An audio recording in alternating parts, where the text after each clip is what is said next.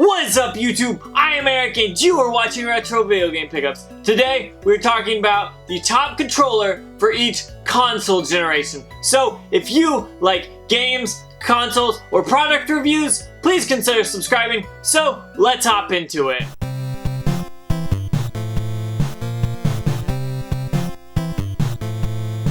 Okay, so over the years, there have been hundreds of controllers created, either first party or third party or whatever it is. There are some really cool ones, there's some really wacky ones, but this video is going to be talking about my very best controller for each console generation. So we will start with the first one and make our way to the 8th one and show off what I think is the best controller for each generation. Now, so some of these console generations had a few controllers that were really good, and then others there were just one or maybe not even any.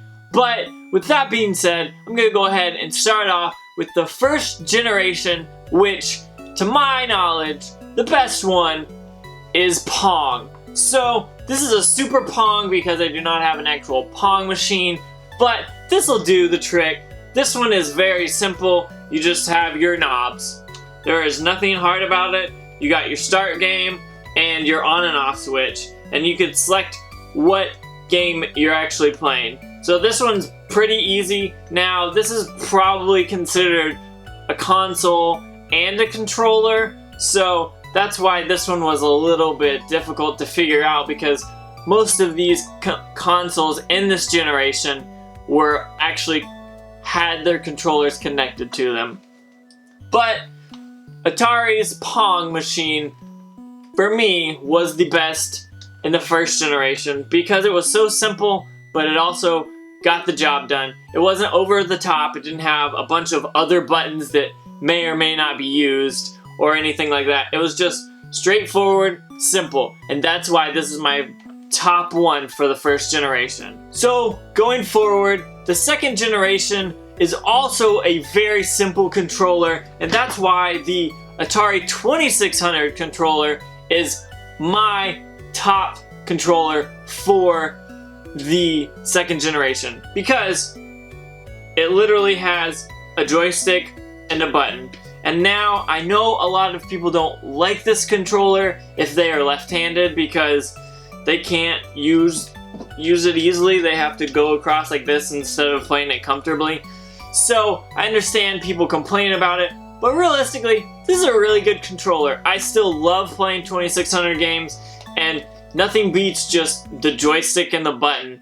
That's why this is the top one. So, the third generation console is obvious to probably everyone because there wasn't much competition at this time. You had the Sega Master System, but it wasn't quite there, and that's why the NES controller is the best for this console generation. Now, I really enjoy this controller. Later on, they did release the dog bone, which kind of rounded it off, but that was way later in the generation, so I decided to stick with the square one because this is what most people either used or have played with. So, it's pretty simple. You got your D-pad, your start, select, and your A and B button.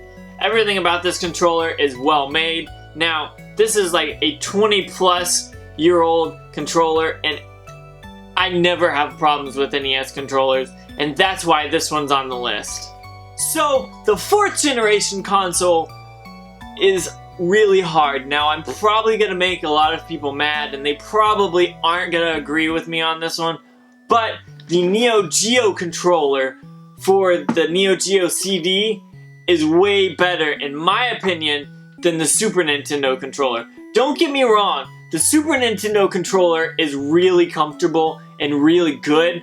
However, this D-pad or directional analog, whatever you want to call this thing, I think is way better. If you've ever used one of these, you know what I'm talking about. And when you hear the clicking, you know that this is an awesome controller, and I really love playing Neo Geo games with this. I have a consoleized MVS, and I use this controller with it, and I have a Neo Geo CD, and this is always the best to go with. I have an arcade stick, but I like this controller so much. It's pretty obvious, A, B, C, D, your start select, and then your directional pad, stick, whatever you want to call that. And this is pretty sweet. Now, I know the Super Nintendo added bumpers, so you have your R and your L, but this to me is more comfortable. It fits your hand a little bit better, and that stick is just awesome. So, with that being said, that's why this is my 4th generation console controller. So, now we are at the 5th generation, and this is a kind of a weird one, but that is not a mistake.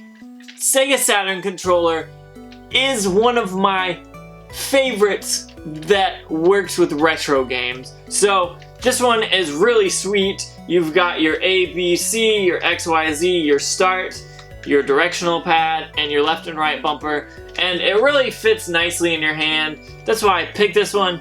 Plus, this is a really comfortable controller. I don't have hand cramps or anything like that. And even if you have big hands, it kind of is wide enough that it still works for you. So this is why the 5th generation goes to the Sega Saturn. So it's pretty crazy to think that the 6th console generation had a ton of heavy hitter controllers and consoles themselves. You had the Xbox, the PS2, the GameCube, and there's a few more, but none of them really stacked up. However, the Wavebird GameCube controller is the best because not only is this a wireless controller, but it's a wireless GameCube controller that Nintendo made. This is a great setup. You've got your normal sticks here, you got your C stick, your analog stick, your D-pad, your A, B, your X, Y. It even has a Z button up here, and it has the L and the R. But what makes this one even better is the freaking wireless ability.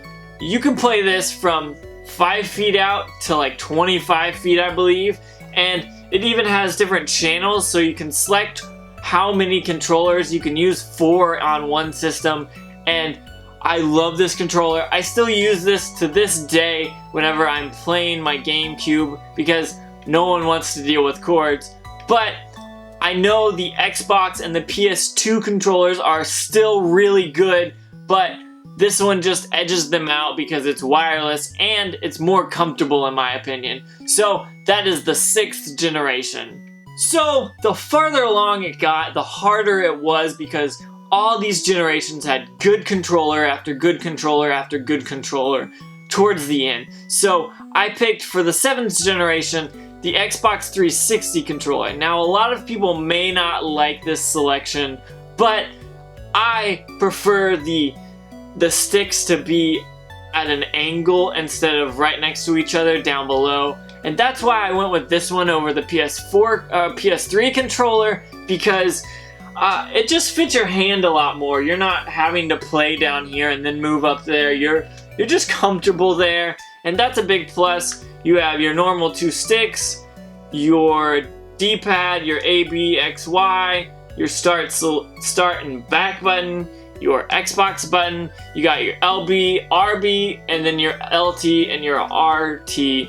And this controller is really great. It's really comfortable.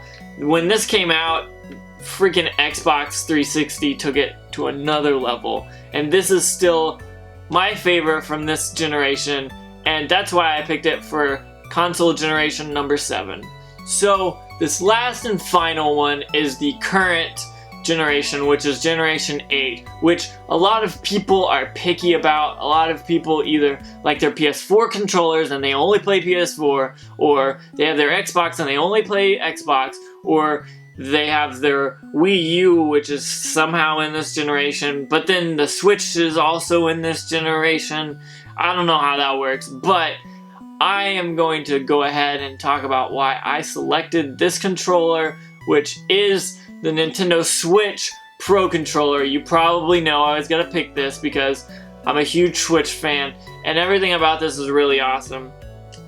The build quality on this is top notch. Now, when I first saw the design, I was a little iffy about it, but once I got it, I played it, and I really loved it. Now, There are different designs and even a better D-pad on other controllers from the Switch Pro controller, but I haven't got one of those. I will in the future, but right now, this is my go-to, and I've been loving it. So, I also have an Xbox One Elite controller, which I love just as much, probably. However, I play the Switch a lot more these days, and I just haven't been getting into a lot of Xbox One games lately since the Switch came out, so I picked the Pro controller because it was just a little bit better, a little bit more used for me. But with that being said, the Xbox One Elite controller is still a really good controller, and I really enjoy it. So, with that being said, if you liked this video, please comment below and let me know what your top controllers for each generation are, and maybe what your favorite controller is. And also, I'd just like to thank you for watching. Please don't forget to like and subscribe, and check out all the links in the description below.